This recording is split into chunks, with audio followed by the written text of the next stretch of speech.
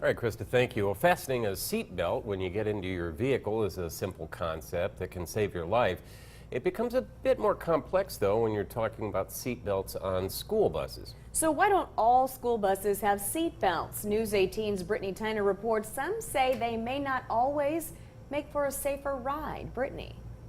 Some say seatbelts could actually be more problematic during a crash. Then others argue it would be too expensive to install seatbelts in every bus. In part 2 of our special series, News 18 digs deeper to find if children riding school buses are as safe as they can possibly be.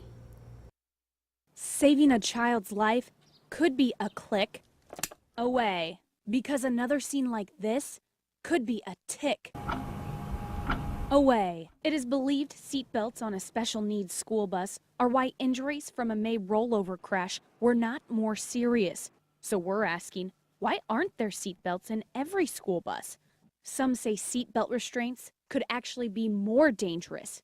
And here's why. There are studies that show that children could panic, that if a fire breaks out or there's smoke, that perhaps they can't get the seatbelt off. Then there's the argument that school buses are already safe because of the way they're designed and built. Kids have got a little bit better chance of survival, definitely, and less injuries but that way by having the bus up off the ground like that. Another reason, according to Lafayette School Corporation Superintendent Les Huddle, is money. You don't want to put student safety underneath the dollar, but it is a reality. Huddle says installing seatbelts in all of LSC's buses would be quite costly and take away from somewhere else, like staffing.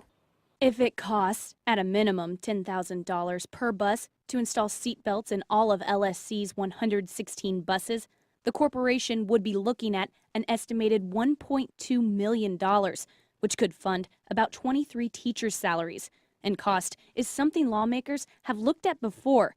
Because of this spring's crash, some think the issue will be brought up again. It will be a topic of discussion in the next General Assembly. I've had several constituents come up to me and ask if we would be looking at seat belts. Others say it might come up, but believe the research speaks for itself. I'm sure that a seatbelt helps, and I certainly believe in our seatbelt law in automobiles, but there's a huge argument that it just doesn't quite apply in school buses, at least a standard size school bus. Seatbelts or no seatbelts, bus safety is not something the Indiana State Police take lightly.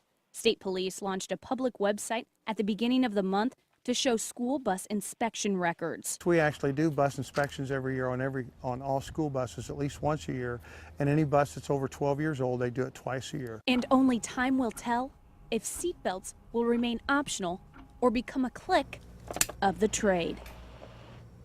Indiana State Police are working on bus inspections right now. They hope to have their annual inspections done in the Lafayette District by the start of school in August. To see inspection records of your child's bus, head to our website at WLFI.com. Brittany Tyner, News 18.